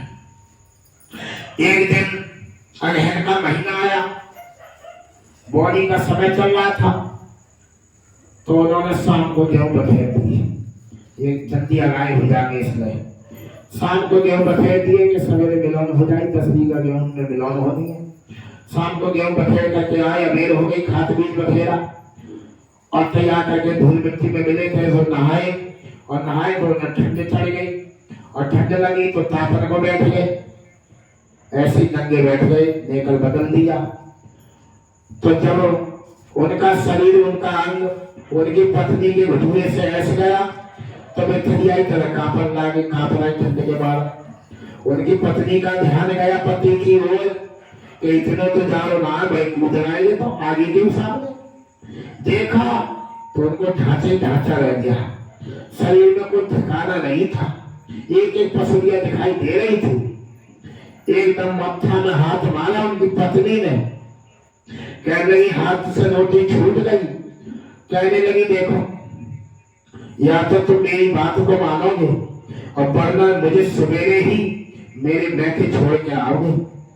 कहने लगे कि पागल हो गई, सवेरे को मिलन होनी है, सूर्य से पहले पहले मिलन होनी है, और तुम मैके की कर रही हो, दिमाग ना तो। कहने लगी कुछ ना, भाल बजाए ऐसे गेहूं, भाल बजाए ऐसे काम, मेरे कोई काम को ना। बोले क्या, तुमने आज तक ऐसी बातें ना करी, ऐसी बात क्यों कर रही? बोले मैं तुम्हें देख के। बोले मैं देख के क्यों? मैं तुझसे कहा क्या गई? अरे तुम क्यों मत गए, वो तो सब मालूम पड़ गई। आज ही देखी हो मैंने, नजर उठाई। कहने लगी कि देखो, मैं 4.5 साल बाद मैं के जाने पड़े वो, मैं अपने गुजारा करने पड़े वो। क्या वो तुम 4.5 साल के लिए हो मेहमान? उसके बाद में तुम तो लकड़ी देने पर ढल जाओगे, धुआं निकल जाएगा। मुझे तो फिर भी दुख उठाना, परेशानी उठानी, अभी कुछ नहीं मिल रहा है, उस पर कोई बच्चा नहीं है, इससे तो मैं पिता के घर चली जाऊंगी, कहीं और बैठ जाऊंगी, अपना गुजारा कर लूंगी, नहीं तो पिता के घर बैठ करके गुजारा करूंगी। तो कहने लगे क्या बात हो? कहने लगे तुम मैं कैसे जाओ, अब देख रहे हो सब सुन गए, और मैं दत्ता है चिकने आ रहा, खीर पूरी खाते रहे, बढ़िया बढ़िया माल खाते, पड़ोसा जाता है, जिजमानी करता, कपड़ा मिलता, जूता मिला, खटिया मिला, बढ़िया मिला, सब अपने कमरा में रखते जाता। और तुम पर एक ही निकल है भाई, धोए ले, सुखाए ले, फिर तुम्हें क्या करो बता? किसानी काम तो ऐसे ही होता है, अबे सवेरे खाओ, भूखे प्यासे हाथ चला लो। कहने लगे आज से मेरी सुनोगे, मेरी बात मानोगे तो मैं सही है ना, मुझे सवेरे पहले छोड़ के आऊं। बोले अच्छा तू बता तेरी तरह तू कहीं सोई कर। कहने लगे तो आए, मैं कहूंगी सोई करने पड़े। वो ठीक है। शाम को सो गए, लेट गए। सवेरे 3 बजे बड़े भैया ने आवाज लगाई कि भैया अरे नन्हे अब हल्ला जाओ, बैगन को शादी कर दो, बैगन को अफराओ, देखो तस्वीर का खेत की मिलन होनी है, सूर्य से पहले मिलन हो जाए तो जल्दी शादी कर दे। एक भैया बोलन को ये छोटो तो लखन से घरवाली ने मुंह मसक दो, मुंह पर हाथ रख दिया। एकदम खिलखिला करके जुम्मा आई बाहर को, भाई बजा तुम्हारे घर भाई बहन, हमें ना चाहिए ऐसी कमाई। मैं रात में आंसू वाले बोल मेरे पति के पेट में रात में दर्द हो गया, दर्द के मारे चिल्लाते रहे और मैं तो बड़ी मुश्किल में रात काटी है। मुझे मालूम कैसे मेरी रात कटी है, सब घर आवाज से फुटकारे मार के सोया है। कहने लगे हमें तो तूने क्यों ना बताई। तो हाँ बताती तुम्हें ना मालूम है, रात में कहिए भैया चलते रहिए। कोई बात ना, चुप्पा हो गई। घंटा खाने के बाद में फिर कहने लगे भैया बैगन को शादी कर दो। फिर गई चले बैठी तो बोलन को पर फूल मुंह डाल दो। और फिर कहने लगे, फिर लड़ने लगी, क्या लगी तब बेच खाते लड़ना कोई ना खाते, समय नहीं मिल जाएगा तुम पे ना मिल रही है। भैया कहने लगे बड़ो क्या आज तो गड़बड़ है, हमारे भैया इतनी गंभीर हालत में जो कैसे बोल ही ना पा रहे, जय बोल सकती है, हमें तो कोई गड़बड़ी दिखाई दे रही है। आखिर उसने भूसा डाला, चारा डाला और घर की बाल्टी लाए, तभी तो प्रेत है पंडित है, उसमें से कुछ गंदगी बदबू आती है, झर आती है। तो पंडित जी ने ऐसी बाल्टी लौट गई और बाल्टी से खगोल दो भूसा, तो वो एक ऐसे धम्मा से लग गया और बैलों ने जल्दी जल्दी खा लिया और सबका भूसा रह गया। फिर कहने लगे भैया अब तो 4 बज गए हल्ला, तो उनकी बहू बाहर आई, इतने हमारे घूमने तरफ घुस सके। कहने लगे क्या तुम्हें जरूरत पसंद नहीं हो रही, मेरे आदमी की तुम चले जाओ खत्म हो जाए तब अभी तुम्हें चैन ना, तुम पे हल ना जाओ। तो भैया को बहुत बुरा लगा और वो हल लेकर के चल दिया बड़ा भाई पंडित। हल लेकर के गए, जब कंधा पर हल रखा तो बिल मिला तो जा रहा लगो ही ना, कल लागो ही ना हो, समझे। कहने लगे भैया हमारे भैया को हिम्मत है, देखन का सूर को सागो लगता है और यार हमरा के हट्टा कट्टा से जो हमला लगलो बच्चों बड़े मुश्किल में हल ले गए। हम जाकर के जोड़ा बैल पुराने थे, एक बार हरिया थी अपने आप घूम गए। और फिर उसके बाद में उनके तो आइया पर थके हथिया गए। कहने लगे भैया हमारे भैया को हिम्मत है, कैसे काम करते हैं किसानी को, हमारे बस से बाहर है। गांव में आए, किसी मजदूर को तलाश किया, 200 की जगह 400 रुपए दिए। कहने लगे हमारे भैया खेत में मिलौने करते हो, बोले नगद देंगे, बोले हाँ हम देंगे। मिलौने की और घर पर आए, फिर कही भैया अब कैसी तबीयत है, क्या मैंने तुमका हाथ डाले कैसी है, तुमने देखो भैया का। तो फिर लड़ पड़ी। आखिर कहने लगे कि भैया तू बात बता का बात है, निकल जा बाहर, बोली के बेकार में हम हैं। तो कहने लगे तो कहाँ चढ़ा रही है, क्या मैं न्याय करते हो जाए, ठीक है बोला अपने। तो देव निकालने वाले को क्या करने हिस्सा बंटवा लो, तो हिस्सा बंटवाया किया, बैल थे और भैंस थी, ना तो सब हाल गया। तो कहीं के पार्टी में कूदो तो बड़े भैया कूदा, छोटे पहले ले लो जो रिवाज है। कहने लगे कूदा, तो बड़े भैया ने कही बैल है 40,000 की, 20,000 ले ले या दे दे। और छोटे भैया तो काश्तकारी करता है, घर में नारी हो तो सारे में मिल जाते, सारे में वो पैसा लग जाता, उनके के पास तो पैसे ही नहीं था छोटे भाई के पास। कहने लगे भैया हम पे तो ना बैसाख में नारी उठे हो, आई तुम्हें दे देंगे। बोले हिस्सा तुम्हारे आज हो गए, उनकी घरवाली बोली तो आगे चाहिए पैसा। बड़ी भारी कहने लगी, कहने लगे तो हमें पैसा दे दो, हम तो पैसा ना, तो 20,000 रुपये उनको दे दें। अब आएंगे भैंसिया ही बात के भैंसिया को तो अब बड़ो भैया बड़ी भाभी बड़े चालाक, क्योंकि पंडिताई करता घी भैंसे तो देसी, तो दिमाग से काम लिया, कहने लगे अगर 40,000 में भैंसिया कूदती तो भैंसिया दूध देते भैया और चाहे घर में चली जाए 20,000 दे दे खट्टे से। भैंसिया 50,000 लगाओ, उन्हें भैंसिया 50,000 की 25,000 दे दे या ले जाए। तो छोटी भैया ने भी 20,000 निकाले, कहने लगे ले भैया पकड़ो, गिरे कि ये तो 20 है, 5,000 और पे। उन्हें भैया मैं इंतजाम करूंगा और ना कर पाऊं तो तू बैसाख में पहला हाथ काट लिए। मेरे सोना जो पटक गए फिर मुझे तो अभी चाहिए हर चाहिए जब न्याय सारे हो है तो आप कोई भैया भैया ना बांटे तो भैया दुश्मन लागे लड़ने लगे गने को हार। हाँ बांटे तो समय दुश्मनी बढ़ती जाती है भाई और बहनों। तो 25,000 की बात आई तो 5,000 रुपए है ही ना। तो कहने लगे तो भैंसिया तुम पकड़ो 25,000 भैंसिया हमारी गई। तो 25,000 उन छोटे भैया को थमा गए। अब बैलों ले ले भैंसी ले ली उनने, वे तो खाली हाथ रह गए।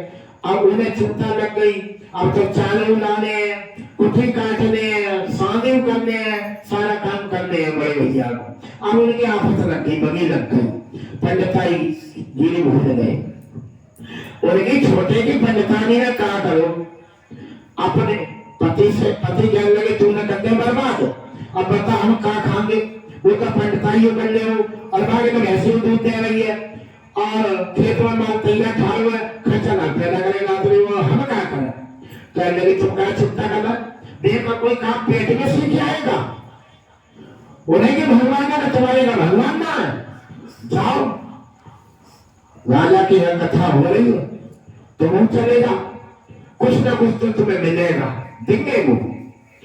तो उनके घर पत्थर आई, उनकी पंडितानी ने जल्दी जल्दी सवेरे नहलाया धुलाया दुआरे बैठा दिया। जब तक आए गए मंत्री कहने लगे पंडित जी है कौन है, पंडित जी है कौन है, मगर भी मोदी बोले ही नहीं दरवाजे पे बैठे। तो उनकी घरवाली चाला की वो छोटी वो आई निकल के कहने लगी क्या बात है दादा। अरे पंडित जी को पूछ रहे कथा होगी राजा की।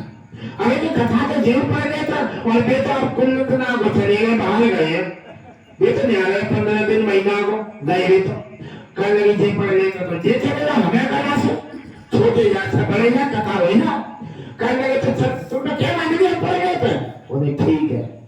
तो वे पंडित जी को जबरिया झोला थमा दो बना गले में टांग दो और नला को कान में रखा मांगन हत्ता कि पत्थर ना देर करे कि जाओ चले जाओ कथा में पढ़ दियो।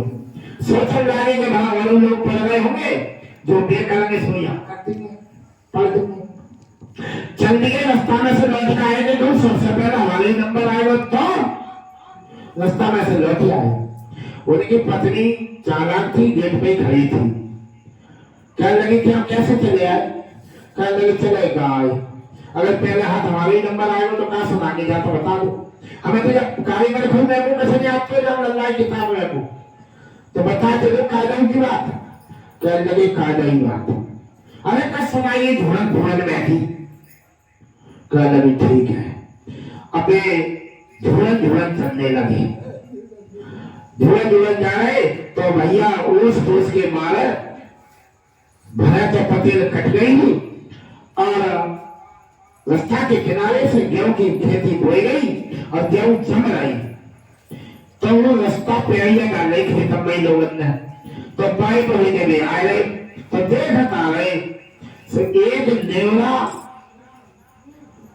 जमीन में गड्ढा कर रहा था, दोनों हाथों से गुठिया बना रहा खोद रहा था खोद रहा। उन्होंने देखा कि चोखा जानवर वही जल्दी खोद रहा है।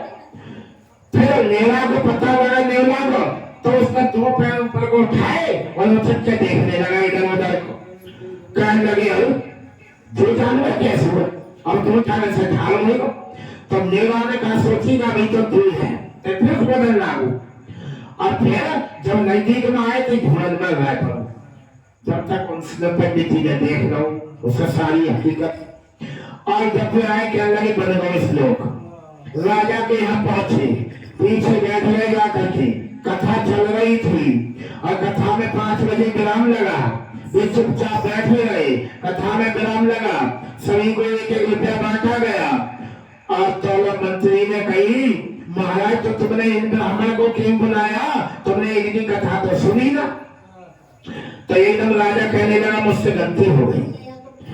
चलो ब्राह्मण देवता आप भी सुनवा दो। कहने लगे और सब लोग खड़े नहीं गए, चलो हम हिंसा ही बोल दे रहे हैं एक दो हाँ। तो उन्होंने कहा खुदा खुदा खोदत है, खुदा खुदा खोदत है, फिर चक्कर में कर देखत क्यों, और चक्कर में कर देखत है फिर लगल पता भागत क्यों। राजा ने कहा ये तो श्लोक कई दिन से कथा चल रही, ऐसा श्लोक मैंने नहीं सुना, ना मालूम लंका की चढ़ाई को है या पुल बांधो वो वहां को है कहाँ को है, तो उन्हें फिर से सुना दो। राजा ने गाड़ी निकाली, कलम निकाली और फिर से सुनने लगी। तो उसने फिर से कह दिया कि खुदा खुदा खोदत है, खुदा खुदा खोदत है, फिर चक्कर मकर देखत क्या, और चक्कर मकर देखत फिर नजर बदल भागत क्या। राजा ने तुरंत गाड़ी में नोट कर दिया श्लोक और उनको 2 मोहरा सर भी ब्राह्मण को दे दी। जब सबको 1-1 रुपया दिया टका और उनको 2 मोहरा दी कि इन्होंने तो अलग से कथा सुनाई है।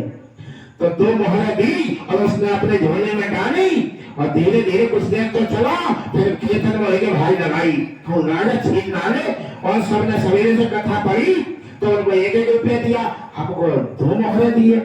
एकदम घर में भाई पड़ा, अपनी पत्नी से कहने लगा जल्दी से कुंडा लगा लो और कोई आए तो बता देना कि हमारे इससे कोई ना हो। पंडितानी कहने लगी क्यों, कहाँ बात है, कहाँ बात है, बात बता पूरी। कहने लगे अपने श्लोक बताओ सुनाओ, और सब सवेरे से सुना रहे तो उनके लिए 1-1 रुपया दो और हमारे लिए बोल कह रही हमने भोज में भी सुना रही तो हमको 2 मोहरे देंगे। ना वाले हंसी बनाइए मजाक करिए, अब आ रहे हुए पीछे को छीन ना दे, अगर अर्थ पूछ लेता तो हम कहाँ बताते, तो हमें तो फांसी लग जाती। कहने लगे काय चिंता करते वैसे परेशान हो, राजा ने खुशी में लगी तुम यंत्रणा में रह गए और तब तक हमारे इतने रहे जात हुए जिनने कहूँ ना गई हमको इतने रुपया मिले दक्षिणा में कहूँ बताई।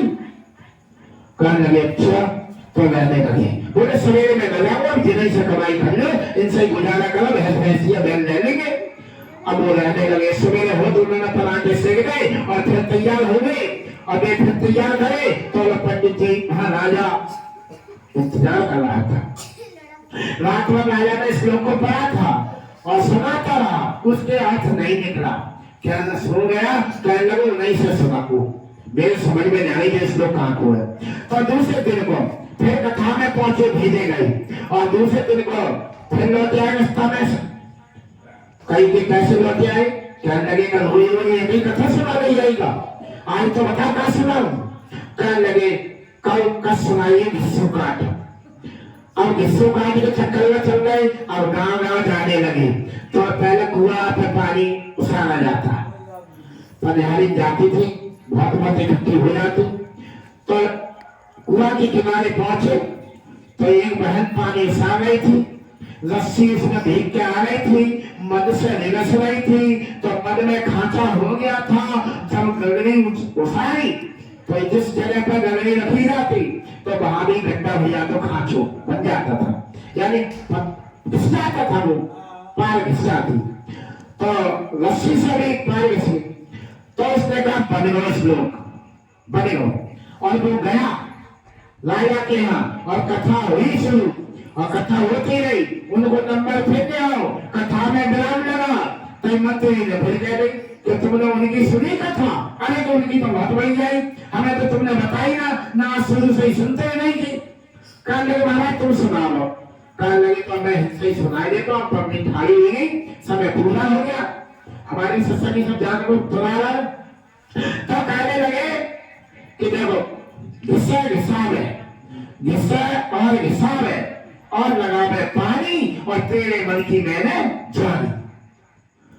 एकदम राजा ने कहा झूठ लोग क्यों लिख रहे हो, कहने लगे फिर से बोलो, फिर डायरी निकालने फिर नोट किया लिख दिया और उन्होंने सुना दिया। राजा कहने लगा इसका अर्थ निकालूंगा, ना लिख रहा तो कल लोगों तो इनसे पूछने हैं। अब राजा लिख लिया और उनको 3 मोहर और दे दी, 3 वे और 2 वे 5 वे। अब 3 मोहरों को लेकर के आए, अपनी पंडितानी से कहने लगे अब ज्यादा बाबा मत बनो हंसते में, कोई ऐसा ना होए जेल चली जाए और कोई सजा प्राप्त होए, तासा ऐसे बैठ के खा लो। बोली चुप्पा रहो, दत्ता पर न जाना ऐसी मोहर कितनी होंगी, तुम इतना में नहीं गए, समझा दिया पंतानी ने। अब भाई और बहनों, रात को राजा ने गाड़ी निकाली, इस पर लेटा, तो लेट करके पहले दिन वाला प्रश्न निकल आया। प्रश्न कहने लगे खुदर खुदर खोदत है, खुदर खुदर खोदत है, फिर चकर बकर देखत क्यों, और चकर बकर देखत है, फिर नगर बदल भारत क्यों। ऐसे ही पढ़त रहे, सोचत रहे कि कहाँ को श्लोक है कहाँ को ना है। इस तरीका से पढ़ते पढ़ते रात खसे आई, और फिर गुस्सा लगी, अथना ने गलना गई, तो जोर जोर से कहने लगे खुदर खुदर खोदत है, फिर चकर मकर देखते क्यों, और चकर मकर देखते हैं, फिर नगर बदल भारत क्यों। भैया ऐसे जोर जोर से बोलने लगे, तो लोग उनके घर के पिछवाड़े चोर आए, चोर आए तो आग लगाने लगे, कुबेर सैन आग लगाने लगे, तो कुछ लोग खड़े और कुछ आलू लगा रहे, तो राजा की आवाज गुस्सा में तेज हो जा रही, आथना ने करना से उन्हें खुदा खुदा हो जाता, उन्हें रुक जा सारे देख ले, क्या कह लो खुदा खुदा खो जाता है, देख ले रुक जा हमारी पहुंच नहीं जाता, देख ले सारे राजा ने। कई चोर पीछे कहने लगे इतना उतना देखने लगे कि किधर से कोई आता ना रहा, कहीं चक्कर मकर देखते क्यों, कहने लगे सारे भैया देख जा क्या चक्कर मकर देखते क्यों, इतना उतना कोई भैया देखना देख ले सारे मर गए, पहले मारे ऊपर से किया पैसा, धीरे धीरे चलने लगे, उन्हें खुदर खुदर खो जाता है, फिर चक्कर मकर देखते क्यों, और चक्कर मकर देखता फिर नगर बदल भागे, तो भैया चप्पल भपल छोड़ छाड़ के भागे, भज गए।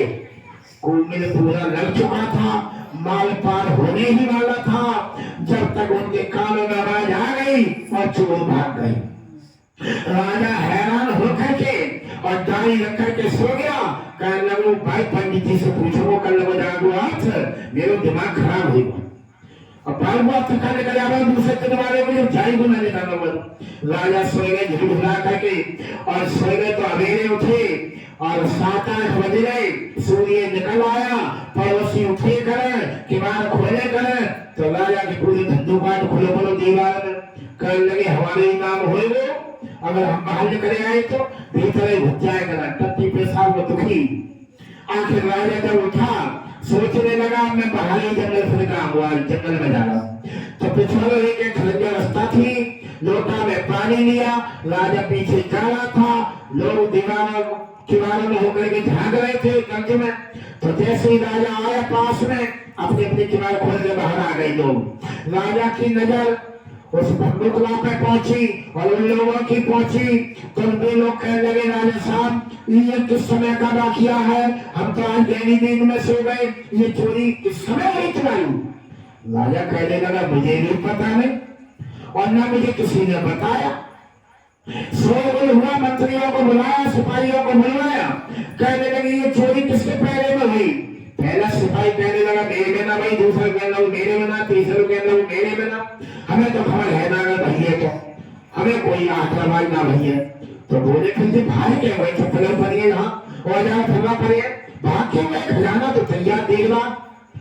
कहने लगे राजा के दिमाग में आई कि उस पंडित जी ने वो दोहा सुनाया, तो मैं झुलझुला करके बहुत तेजी से बोल रहा, मालूम होता है उसी वक्त चोर थे, और उसी आवाज से चोर भाग गए। कहने लगे मैं तो राजा उस पर ब्राह्मण को कुछ नहीं दे पाया, अरे ये तो बहुत कम मेहनत होती है, 2 ही मोहरे थी, मेरा तो आज सारा खजाना ही चला जाता। तो उस ब्राह्मण को बुलवाया जाए और ज्यादा से ज्यादा इनाम दिया जाए, मैं क्षमा मांगूंगा कि वो जरूर आ मेरी कथा में।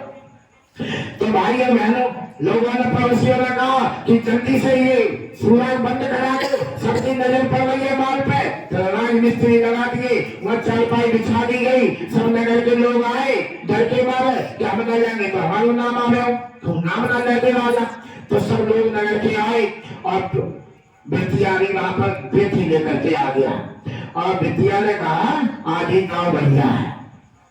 बेटिया ने कहा महाराज आपके शेष बनने को है हजामत, लाओ थल में बैठे बना हजामत बना दो। तो बेटिया ने वो चमड़ा लग जाते, एक पथरिया सिल्ली होती, उस पर लोहे के इस तरह पहले चला करते, और वो उस पर घिसने लगा, पानी लगा दे और वो घिसने, फिर चमड़ा पे घिसने और फिर धार देखे कह लगो अभी पैर ना हो गया तो अगर नेहरू गर्दन जुड़ी रह गई तो मुझे जन बच्चा से सूली लग जाए एक फेरे में लगा जाए गर्दन सफा हो जाए और पैदी करने तो वो फिर पैदी करने लगा। राजा कहने लगा एक प्रश्न का उत्तर इतना बड़ा मिला मेरा माल बचा दिया, अरे लाओ दूसरे वाले को पढ़ के देख लूं जो अभी घिसा घिसुआ लगाए पड़ हुए तो लगाए पड़ लूं। तो राजा ने अपनी डायरी निकाली और दूसरे श्लोक को पढ़ने लगा। उन्हें घिसा घिसा में एकदम बत्तियां रुक गई, हाथ रुक गए छोड़ के पाए के तो राजा फिर चुप्पा हो गया। घिसे घिसा को अर्थ निकालने लगा। फिर वो घिसन लाओ कहीं पानी लगाओ और पानी लगाए फिर घिसन लाओ तो वाला कहीं फिर राजा ने बोला श्लोक घिसा घिसा में और लगा में पानी इतने कूद के नीचे गिर पड़े बत्तियां चार पाई से बत्तियां नीचे गिर पड़ा। कहना महाराज मेरी कमी कतई ना मेरी कोई गलती ना है। राजा के अंदर भेजो इस लोग ने पड़ा जो क्या कूद के गिर पड़ो कोई वजह है। राजा ने डांट लगाई मंत्री अभी हर कोड़ा मंगवाई जाए इसका कोई मसाई ना सच बता क्या बात है। एकदम आवाज डांट लगाई तो चल गया बैठिया कहना साहब मेरी कोई कमी ना है। आपके रानी ने कही कि मेरे राजा का कत्ल कर दो तो हम और तुम आराम से रहेंगे, तुम राजा बन जाइए मैं तुम्हारी रानी और जो मिथियागिरी छोड़ दी हो क्या लगेगा। अच्छा तो ब्राह्मण को मैं कुछ नहीं दे पाया, बताइए मैंने तीन ही मोहरें दी इसके बदले में। आज तो मेरी जान ही चली जाती और मेरे कुल खानदान में कलंक लग जाता। ये बेटिया गद्दी पे बैठता, ये रानी बनाता। बताइए मेरा धर्म भी बच गया और मेरा धन भी बचा। मंत्री जल्दी से जल्दी उस ब्राह्मण को, उस परमात्मा को, उस सतगुरु को बुला करके लाओ तो कोई साधारण व्यक्ति नहीं है। आज हमारा धन बच जाता क्या, आज हमारी जान बचती क्या, नहीं बचती। अगर ये श्लोक हम ना सुने होते, ये कथा ना करवाई होती और वो ब्राह्मण नहीं आया होता तो आज ना हमारी जान बचती ना हमारा धन बचा होता, आज हमारा वंश डूब जाता। तो भाई और बहनों सिपाही बुलाने को भेज दिए। उधर रानी को बुलवाया और रानी से तहकीकात की गई। रानी से पूछा गया कि ये बिटिया का क्या हुआ क्या लगी तो बिटिया ने कही कि तुमने कही नहीं कि मैं तुम्हारी रानी में क्या तुम मेरे राजा और राजा की कत्ल कर दो, भेंट कर दो, काट दो, मार दो। इसलिए मैं पैदा कर रहा था कि कोई जुड़ी ना रह जाए कर, इसलिए उस तरह को ध्यान लगा रहा था। तो तुमने मुझे पकड़ लिया, मालिक अब जो चाहो वो सजा दो। तो तुरंत चौराहे पे गांव के बाहर ने गड्ढा खुदवाया और उस बिटिया को, उस रानी को गर्दन गर्दन तक पपाया और सैनवोट लगा दिया। कोई मुसाफिर जाए इसमें 5 जूती मार करके जाए। उधर ब्राह्मण को बुलाने पंडित पहुंच रहे सिपाही कहने पर पंडित जी हड़ताल है। उन्हें देख लिया, राजा बुलवा रहा है, अब फांसी लगवाई। तूने हमारी आपस करवा नहीं। कहने लगे आज मैं पत्थर लग नहीं कहता। कहने कहना बेघर नान तो पंचायत कह रही है अगर बुला हमके पखाने में है। आम उनकी और हवा निकल गई। क्या लगे जा बनवाई। फिर बैठे गए सिपाही, जब तक दूसरे सिपाही आ गए कहने लगे पंडित जी कहाँ, जल्दी चलो, राजा साहब बुला रहे हैं, इंतजार कर रहे हैं।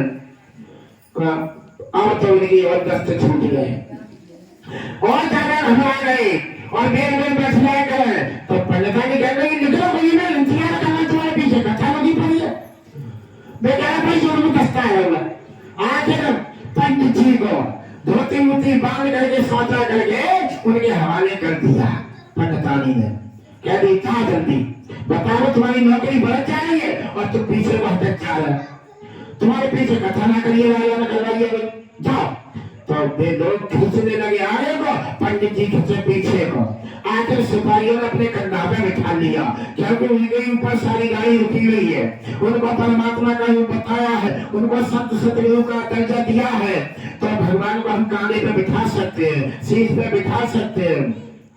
तो सिपाही लेकर के चल दिए और जब वहां पर पहुंचे और जब ऊपर से दिखाई दिया कंधे पे से कि पूरा नगर इधर ही कोई देख रहा है मेरी ओर, आज ना जाने मुझे कितनी भारी सजा दी जाएगी। तो पंडित जी कहने लगे, ये सिपाहियों अब मुझे नीचे उतार दो, राजा सामने खड़ा है, अब नीचे उतार दो, मैं आ गया। तो राजा पंडित जी ने विचार किया, मैं राजा के चरणों में गिर पड़ूंगा, अपनी क्षमा मांग लूंगा और मुझसे भूल हुई, गलती हुई जो मैं राजा के यहाँ आया तो मैं क्षमा मांगूंगा। उधर राजा कह रहा है कि पंडित जी को मैं कुछ ना दे सका, तुच्छ भी दक्षिणा ना दे सका, ना मैंने शीश झुकाया, ना ब्राह्मण को पहचाना, ये तो परमात्मा थे। तो ब्राह्मण तो भागा पंडित राजा के चरणों की ओर, जब तक राजा ने गोद में उठा लिया और सिंहासन पर ले जाकर के बिठा दिया। बोले, हे प्रभु, हे दाता, आज तुम्हारी दया कृपा से आज मेरे बड़े सौभाग्य है, ये जनता आप सबके दर्शन कर रही है। प्रभु तुम कहाँ भेद छुपाए हुए थे, आप किस वेश में आते थे, भेद छुपाए रहते, और तुमने तो मेरा जीवन ही धन्य कर दिया, मेरा धन भी बचा दिया और मेरे प्राण भी बचा दिए। हे मालिक, अब मैं अपने घर से तुम्हें हरील नहीं जाने दूंगा, अब आपकी कृपा से ये राजपाट चलेगा, आपकी मौज मर्जी से सारा काम चलेगा होगा, मैं आपका दास और सेवक बन के रहूंगा, आप जो कहोगे वही करूंगा। तो भाई और बहनों, ये संत सतगुरु अपने को कभी परमात्मा नहीं कहते, ये अपने को कभी महान नहीं कहते। इन्होंने कहा मैं तो दुनिया बना लो, मुझे मान लो, एक छोटा भाई मान लो या छोटा बच्चा बना लो, अपने घर में बसा लो, तुम्हारी गिरफ्ती में 5 बच्चे हैं तो छठा मुझे भी अपनी गिनती में लगा लो और गिनती कर लो, शाम के लिए भोजन करो, सुबह और ऐसे रोटी खाते पे मुझे भी याद कर लो, जैसे बच्चों को जितना लगा ना रोटी खा रही के ना खाइए, ऐसे मुझे याद कर लिया करो। अरे मुझसे अपने कलमों को धलवा लो, मुझे अपने साथ लगा लो, मैं तुम्हारी सफाई कर दूंगा, या मुझे पिता मान लो या अपना बेटा मान लो। तो बेटा का भी फर्ज बनता है कि माँ बाप की सेवा करना, तो मैं तुम्हें माँ बाप समझ करके तुम्हारी सेवा कर दूंगा, तुम्हारा कल्याण कर दूंगा, तुम्हें तुम्हारे घर पहुंचा दूंगा। ये बाबा जी ने कहा था। ऐसे वो पंडित जी कोई और नहीं थे, ये बाबा जय गुरुदेव ही थे। तो राजा की जान भी बचा दी, धन भी बचा दिया। ऐसे ही हम सबके प्राण संकट में थे, हम लोग 84 में जाने का काम कर रहे थे, हम कौवा चिड़ैया कुत्ता भैया बनने वाले थे। गुरु महाराज ने हमको दया करके कृपा करके हम सबको 84 से बचा लिया और नाम से जोड़ दिया, हमको सचखंड का मार्ग बता दिया। और गुरु महाराज दया कर रहा है, एक दिन जरूर तुम्हारी बारी आएगी, सबको घर पहुंचा देंगे। बोलो जय गुरुदेव। बहुत बढ़िया। मेरे बोलने में कोई गलती त्रुटि जरूर भाई होगी, मैं कोई अक्का बकता नहीं, मैं तो आप सबके बीच में गुरु महाराज की दया मौज हुई जो मैं आ गया इस गांव में। मेरे कहाँ भाग्य थे, आप लोगों के भाग्य जगे जो मैं आप सबके दर्शन कर रहा हूँ, आप सबके बीच में बैठा हूँ। मेरे बोलने में कोई गलती त्रुटि नहीं हुई तो छोटा भाई या बच्चा समझ करके मुझे क्षमा कर देंगे। आप सब ज्ञानी हैं, महान है, मैं तो अज्ञान हूँ, नादान हूँ, मुझे कुछ पता नहीं मैंने क्या क्या बोला है। तो जो बारी अच्छी लगी हुए, समझ अच्छे लगे हुए उनको अपना लेना, और जो गलत समझ लगे हुए, कड़वे लगे हुए उनको यहीं पर छोड़ देना। बोलो जय गुरुदेव।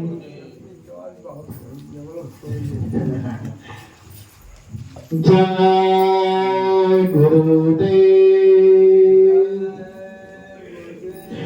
जय गुरुदेव दयानिध दीनन हितकारी, स्वामी दीनन हितकारी। जय जय मोह विनाशक, जय जय मोह विनाशक, भव बंधन हारी। जय जय गुरुदेव। जप तप तीरथ संयम दान विवद दीने, स्वामी दान विवद दीने। गुर बिन ज्ञान न होवे, दाता बिन ज्ञान न खूब कोट यतन कीने जय जय गुरुदेव माया मोहि नदी जग जीव बहे सारे स्वामी जीव बहे सारे नाम जहाज बिठा कर शब्द जहाज बिठा कर गुर पल में तारे जय जय गुण चरणामृत निर्मल सब पात के हारी स्वामी सब पात के हारी बचन सुनत तमुनासी बचन सुनत तमुनासी सब संशय तारी जय जय गुरुदेव सब चार वेद छह शास्त्र सब में दर्शाया स्वामी सब में दर्शाया शेष महेश रटत है ब्रह्मा विष्णु जपत है पार नहीं पाया जय जय गुरुदेव पांच चोर के मारन कारण